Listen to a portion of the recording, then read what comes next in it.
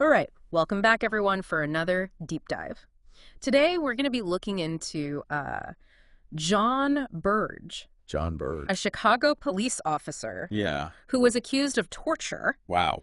And the source material that we're going to be using for this is the first episode of the American Scandal podcast season on the Midnight Crew. Okay. And basically what we're going to be trying to do today is to unpack Burge's story, understand like the context of his actions, and kind of explore, the impact that this whole story had on Chicago's justice system and the city's Black community. Yeah. And one of the most interesting things about this story is that Burge actually reportedly learned some of his interrogation tactics while he was in Vietnam.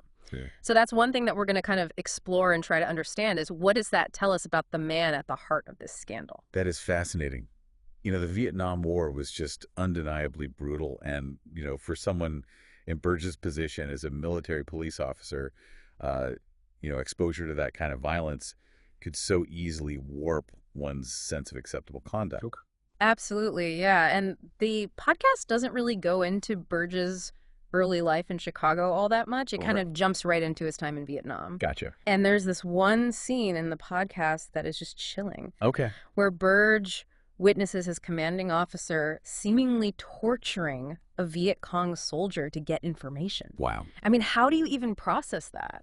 That's got to leave a mark. I mean, that raises the question, like, how widespread were these practices in the Vietnam War? Right. Was this an isolated incident, or did it reflect like a broader acceptance of torture, like a necessary evil? Mm-hmm.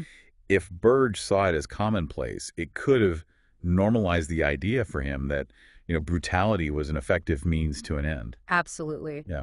That's terrifying to even think about. I mean, bringing that kind of mindset back to civilian law enforcement is right. A recipe for disaster. Yeah. It blurs the line between wartime necessity and peacetime policing. For sure. And it's not like things calmed down for Burge when he returned to Chicago. He became a patrolman, and the podcast tells this incredible story about him disarming Irma Moody, this woman who was threatening suicide. Oh, wow. Like, it's heroic in a way, yeah, but it almost feels at odds with the brutality he's later accused of. It's a striking contrast. Mm-hmm. I mean, it does suggest a complex character. Yeah. Burge clearly possessed some capacity for compassion and bravery. Mm-hmm. But, the podcast also highlights this growing resentment that he had towards Chicago's changing demographics. Okay. Linking rising crime rates to Black residents. Wow. So we have this seemingly heroic figure. Right. But he's harboring resentment and potentially like skewed perceptions of crime. Yeah, that's a dangerous combination. It's very dangerous. If you couple that with a do whatever it takes mentality that maybe was ingrained in Vietnam, it creates a breeding ground for overstepping boundaries. Yeah. Justifying excessive force. Yeah. And that kind of leads us up to the case of Rodney Maston. This Black teenager who was accused of assaulting a white child. Okay. And Burge, now a detective, right, is assigned to this high-pressure case. Mm-hmm. And that's when things escalate quickly. And this is where the podcast suggests there's a turning point. Okay. Initially lacking strong evidence, Burge allegedly resorts to violence during Maston's interrogation to get a confession. It makes you wonder if this was like a desperate attempt to just solve this really difficult case. Yeah. Or was it something more sinister, fueled by racial bias? Yeah.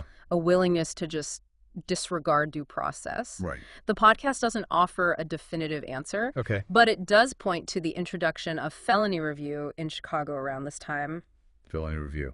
Yeah, it was this policy that required stronger evidence from the police for successful prosecution. So ironically, a policy meant to improve the justice system. Yeah. Might have inadvertently created an environment that incentivized Burge's brutal tactics. Right, because now there's even more pressure to secure these confessions. That's a key point. It raises a question of unintended consequences. Mm-hmm. Did the pressure to secure confessions, along with this pre-existing inclination towards brutality, push Burge over the edge? Yeah, and there's this chilling line from the podcast where Burge tells a prosecutor, "I only hit home runs." Wow. It's like he's bragging about his ability to get confessions no matter the cost. That statement reveals a lot about his mindset. I know. It's not just about solving crimes. It's about winning at all costs. Right. It suggests a belief that his methods are not only effective, but justified. Yeah, and it really sets the stage for what the podcast calls the Midnight Crew. The Midnight Crew. Yeah, which is Burge's group of officers that were allegedly implicated in his torture ring. Wow. And it's not long before their actions come to the attention of Detective William Parker. William Parker. One of the few black officers at Burge's station. Oh, wow. And Parker stumbles upon this horrific scene. Oh, no. Of Burge and his crew seemingly torturing a suspect. Oh, my gosh. And it puts Parker in this just impossible position. Yeah. You know, does he remain silent? What? Or does he risk his career by speaking out against these powerful figures within the department? He chooses to report it. He does. Wow. He chooses to report it. But as you might imagine, facing the system that seems to have protected Burge, he ends up suffering the consequences. Absolutely. The podcast details how Parker was demoted and transferred. Wow. Effectively silenced for daring to challenge the established order. It's a classic example of how powerful institutions protect their own. Even in the face of compelling evidence of wrongdoing, Yeah. his punishment was severe. He ended up chasing kids stealing candy bars. What? A far cry from his work as a detective. That's crazy. And it just really underscores this code of silence surrounding Burge Right. that made it nearly impossible to hold him accountable. Yeah. And the episode ends with this particularly disturbing detail Okay. that describes the interrogation of Anthony Holmes, a murder suspect, where Burge uses this mysterious black box. A black box. Yeah, and that image of the black box is haunting. Like, Yeah. what was it? What did it do? It suggests that Burge's methods were escalating beyond just physical violence. Right. Into something even more sinister. That's where we're left with this cliffhanger. I know. The nature of the black box remains a chilling mystery, Yeah, it makes me want to know more. prompting us to delve deeper into the Midnight Crew's actions in the next part of our deep dive. I don't know about you, but I'm hooked. Eh. We've only scratched the surface of this story, Yeah. and I can't wait to uncover what happened next. So stay tuned as we continue to explore this dark chapter in Chicago's history. That black box, man. Yeah. It's been swirling in my head ever since the last part of this deep dive. I know. It's unsettling to think about. What could it have even been? Right. It just feels like, you know, a symbol of the darkness Yeah. surrounding Burge's methods. It definitely points to a willingness to escalate beyond conventional interrogation. But, the thing is that for years, Burge's tactics just went unchecked. I know, it's crazy. He was getting results. He was securing convictions. Right. And that seemed to be enough for the system. But it makes you wonder if those convictions were based on coerced confessions. Yeah. It's like a hollow victory. Absolutely. Yeah. And, that's where we start to see the cracks in Burge's facade kind of start to show. Okay. The podcast mentions that there was a growing awareness of his brutality within the legal system. Okay.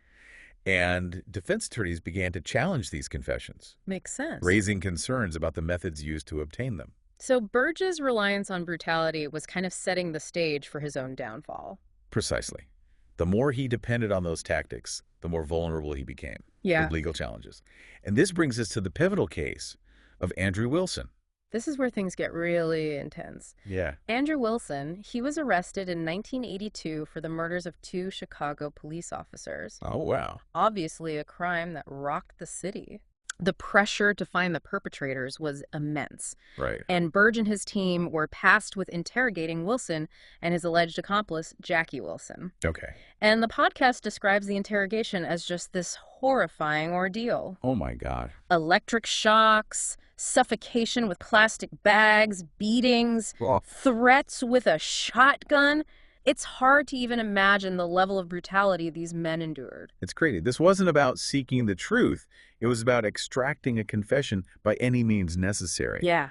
Highlights the danger of allowing that win-at-all-costs mentality to take hold in law enforcement. Absolutely. And what's incredible is that despite the torture, Andrew Wilson refused to confess. Really? Yeah, he maintained his innocence throughout the entire ordeal, Wow. even after being convicted and sentenced to death. His resilience is remarkable. It really is. It speaks volumes about his strength of character Yeah. and his just unwavering belief in his own innocence. For sure. And his case becomes a real turning point, I think, in the story. This combination of his refusal to confess and then mounting evidence of torture from other victims, Right. it forces the city to finally acknowledge that there's a problem. It was no longer possible to ignore the systemic abuse that had been occurring for years. Right. Wilson's case and the courage of other victims that came forward exposed the code of silence Yeah. within the police department, That protected Burge. the complicity of those who look the other way. And the podcast really highlights the crucial role of activists and organizations like the People's Law The Office People's Law Office. in bringing Burge's crimes to light. They gave a voice to the voiceless. Yeah, they fought tirelessly for investigations, for accountability, and ultimately for justice. And their efforts led to a series of investigations, both internal and external, Yeah. into Burge and his crew. Yeah. And these investigations uncovered just mountains of evidence. He's crazy. Testimonies from victims, medical reports documenting injuries that were consistent with torture. Even admissions from some of Burge's own officers. It's like the dam finally broke, and all the secrets that had been suppressed for so long came pouring out. It underscores the power of truth Yeah. and the importance of persistent advocacy in challenging these figures of authority. But even with all this evidence, getting justice for Burge's victims was this long and arduous battle. Yeah, I mean, the podcast talks about how Burge had all these powerful allies. Right? Police unions, politicians. Who were defending him. They defended him, resisted attempts to hold him accountable. It makes you wonder if activists and organizations like the People's Law Office hadn't been so persistent. Yeah. Would Burge have ever faced consequences? It's a question worth pondering. Their dedication was essential in bringing him down. And finally, in 1993, Burge is fired from the Chicago Police Department. It's a long overdue victory. Yeah. A significant step towards acknowledging this abuse. Yeah, but even after being fired, he remained defiant. Really? Yeah, denying any wrongdoing. That lack of remorse is chilling. I know. It suggests a disconnect from the reality of the pain that he inflicted. A belief that his actions were justified, despite overwhelming evidence to the contrary. It's crazy. Yeah. But the fight wasn't over. Okay. While Burge avoided criminal charges for the torture itself because of the statute of limitations, Right. he was indicted on charges of perjury and obstruction of justice, Okay. related to his testimony in a civil suit filed by one of his victims. So this was still a significant development. Yeah. It meant that Burge couldn't completely escape accountability Right. for his actions. Yeah, and in 2010, more than 2 decades after the initial allegations, Wow. he was found guilty and sentenced to 4.5 years in federal prison. It might not have been the full measure of justice that many had hoped for, Yeah, but it was still a victory absolutely. for the countless victims. Who had suffered under his reign of terror. Yeah. And it's a powerful reminder that even those who seem untouchable can be brought to justice. And it highlights the importance of perseverance, yes. of continuing to fight for accountability, even when the odds seem insurmountable. Yeah, absolutely. You know, it's just mind-blowing that it took decades to hold Burge accountable. Yeah. But this story's impact goes so far beyond just his conviction. Oh, absolutely. The Burge case, it had a seismic impact on Chicago. Yeah. In terms of police practices and the shattered trust between law enforcement and the Black community. Yeah, and the podcast talks about all these reforms within the Chicago Police Department that followed Burge's conviction. Right. You know, things like mandatory documentation of interrogations, reporting confessions, and then creating this civilian oversight board to investigate misconduct. Yeah. Like the city was finally forced to wake up. Right. And it begs the question, though, why did it take such a horrific scandal to implement these basic safeguards? I know. What does that tell us about the power dynamics in Chicago at the time? Were those in power simply unaware, or was there a deliberate effort to turn a blind eye to these practices? It's hard to say. Yeah. But beyond like the policy changes, the Burge case really ripped apart the trust between the police and the Black community. Yeah. The podcast talks about this deep sense of betrayal and trauma that many Black residents felt. Right. Knowing that, the very people who were sworn to protect them were capable of such brutality. Imagine living under that cloud of fear Yeah. and suspicion, knowing that a routine encounter with the police could escalate into violence and abuse. Absolutely. That kind of trauma has ripple effects that last for generations. It's a heavy legacy It is. for the city to carry, and the podcast really drives that point home. It's a stark reminder that true justice, it goes beyond just punishment. Mm-hmm. It requires this deep and honest reckoning with the root causes of the systemic abuse. Yeah. It necessitates healing those wounds of the past Yeah. and rebuilding trust that has been so profoundly shattered. And that's a long and difficult process. Absolutely. Yeah.